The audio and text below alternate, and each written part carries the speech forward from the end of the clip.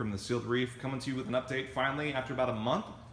I think my last update was around a month ago, talking about the CO2 scrubber for my pH issue I was having. Glad to say an update on that one is solved. I've only had to change my media one time. After that was about 4 weeks worth of media, and I changed it right before my vacation a few years ago to California, and it's sitting back up there at 8.2, 8.3 during the day. It's fantastic, works amazing. So glad to report on that. We're doing great with my pH. I'm thrilled that it's there where it's at.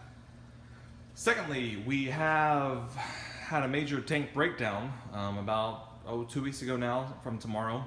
I basically removed all live rock, live stock, fish, corals, everything into a holding tank for about 36 hours. I just put a heater in there with a power head, and needed to put a piece of plywood underneath my tank and on top of my stand.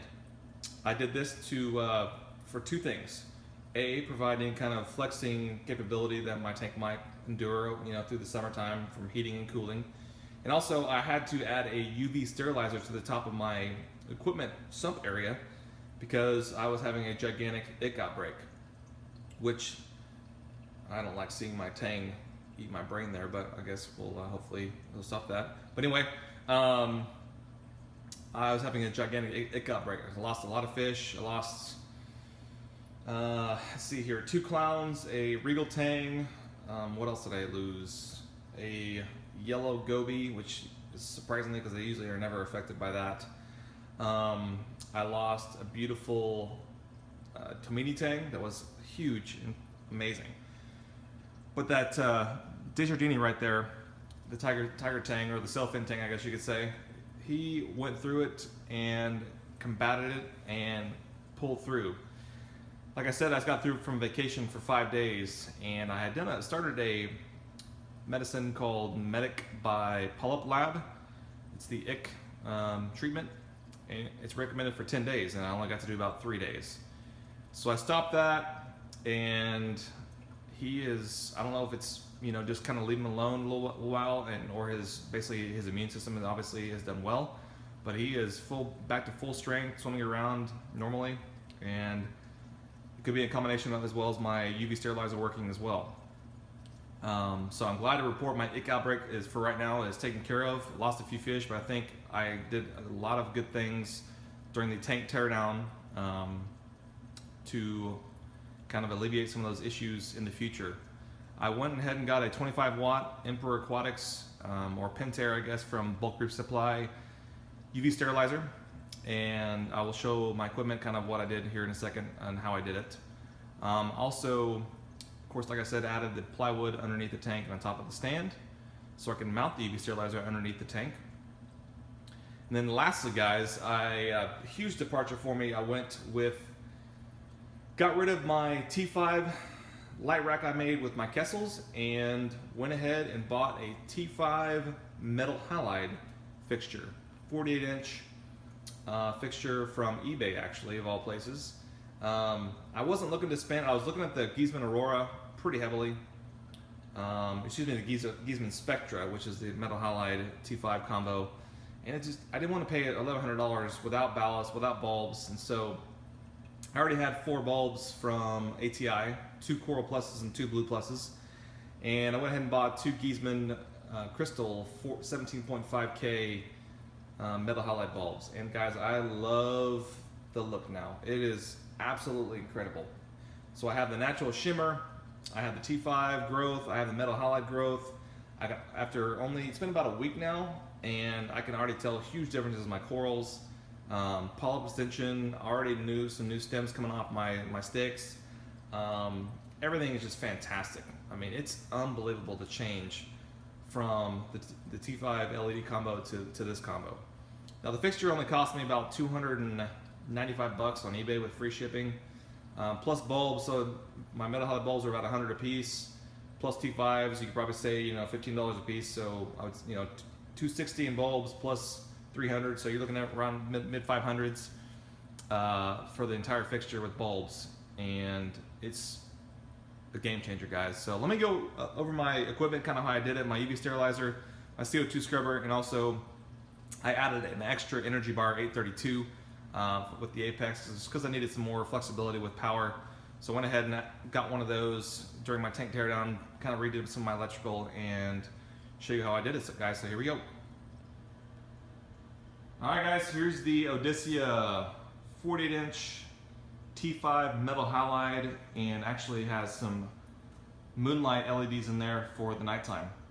I'm absolutely thrilled to have this piece. I mean, it is unbelievable kind of how the difference is of how this thing makes my corals pop, and also how it makes my corals grow. Only with about 7 days so far I've had this thing on. I mean, I'm using that big into hype, but obviously, you know, you hear metal halide grow stuff, T5 grows stuff. It's true. I mean, it's just unbelievable how much of a big difference it is from my Kessel T5 combo to this. I still get that natural shimmer. As you can tell, it's not too Kesselized. It's just very natural. No real disco ball effects. It's just real nice on the water surface. Got some nice water tension up there, so it creates those shimmer effects. It just works fantastic. It actually has 4 switches, so you can control your T5s, your metal halides, and also the moonlights separately. So what I do basically is have my T5s on starting around 10 o'clock in the morning. I switch on my metal halides at 1, and then turn off my metal halides at 5 just for right now so I don't burn everything out. And then I turn off my T5s at 8, and then I switch on my moonlights, which you can see right there, from 8 to about 1 in the morning, for just kind of give some spawning purposes if they can spawn, some corals time just kind of adjust and everybody kind of settle in for the evening, and then have pitch black from 1 a.m. to 10 a.m. the next morning. So you can see the switches there, each individually switch. So basically I have that connected to my Apex, so I have all that programmed to turn on at appropriate times, which is genius. Of course, you can do that with timers if you don't have an Apex, or if you have another controller you use. That's the solution I have. The mounting kit, I used the Apple Illumination wires, and I had to buy the Odysseus mounting kit there, but that was only 15 bucks on eBay as well, so no big deal. I mean, it's just crazy how inexpensive it is. In the past, I have had some issues with fires, but now they're UL listed with the FCC, and they, from what I've heard, these recent ones are good to go and don't have any issues. So I need to kind of redo this wire management, but right now that's kind of how it is. But looks fantastic. I love the look of it. It's clean, it's small, nothing crazy, and just looks real nice in the tank. So I would highly recommend, guys. It's the Odysseus. I'll put a link in the description below on how you can find it. They ship that out same day, so I ordered it the night, well, I guess the next day. So I ordered it at night when I was getting ready for bed, and next morning I got a tracking number with UPS, and it was there 2 days later. So they come from Houston, Texas, so that's probably why I got it pretty quick, but so far it's fantastic. So I also redid some aquascaping as well.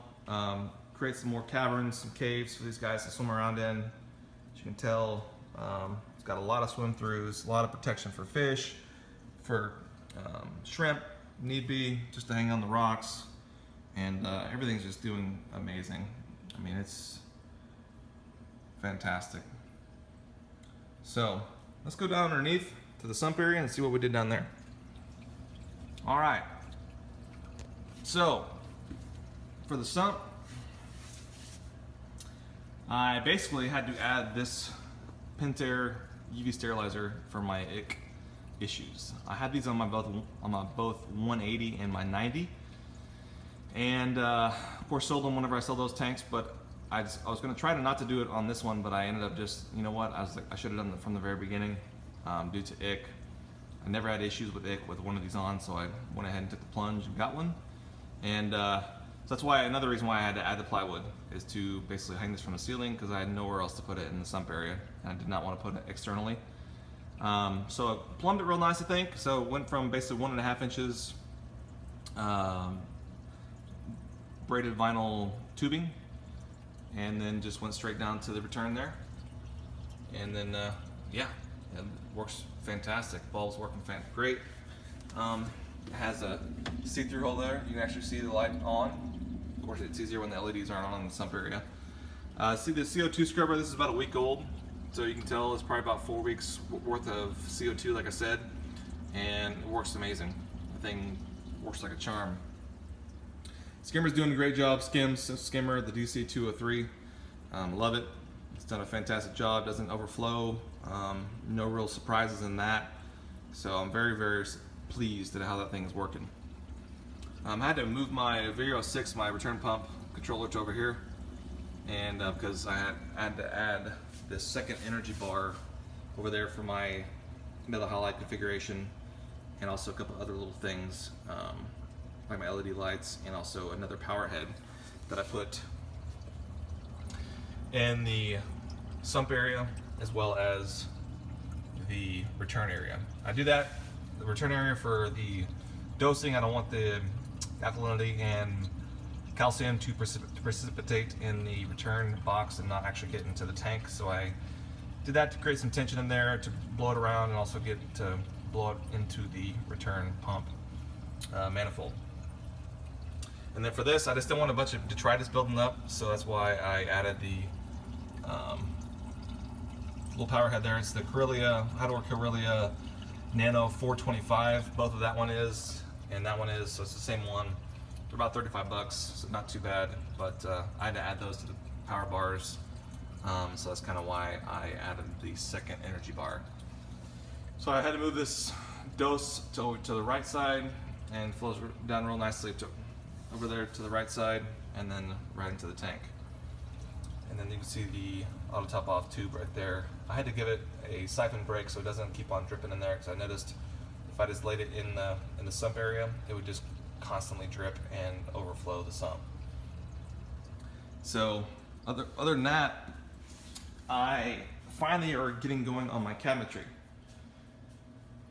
These are all magnet based cabinets, so I can take off each panel, the front panel, left and right panel, and I'm currently working on my doors. It's a real nice stain, real clean. Did that with the router, and did some pocket joints with the Craig pocket hole system, and so that'll be real nice once I get that closed in.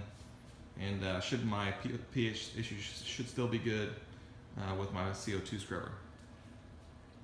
So that's the update for right now, guys.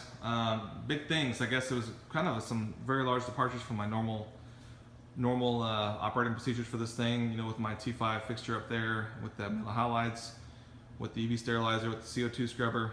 Other than that, everything's looking real clean. Kind of anxious to see, next few weeks how my sticks are doing, my corals are doing, but right now they're responding very nicely. I probably need to add my Chaeto back because I'm noticing a little bit of algae issues. Things a little bit green, which I'm not normally seen. I'm not real sure what that is, because I usually get pretty good coralline algae growth in my rocks, and I'm not exactly sure why they're appearing green. But I'll be investigating that and figuring that out. But other than that, guys, if you have any questions or comments or concerns, let me know in the comments below. Hope you guys liked the video. I'm pretty excited about the future with this tank. I think I've got it exactly where I want it. It's just doing fantastic. Everything's doing well now that I've got it how I should have done it in the first place. I should have gone with metal halide. I knew I should have done that, but I didn't, because I didn't know much about it. And I should have gone with my UV sterilizer like I had in the past in the other tank. But we're there. We did it. And looking forward to some more updates here in the future, and some more content on different methodology for how things are going, what I've done, and what we can do to better our hobby and progress it. So hope you guys liked the video again. Please, if you could do, please subscribe and let me know how I'm doing. And if you have questions about equipment, let me know, guys. Look forward to hearing from you. Thanks a lot. Bye-bye.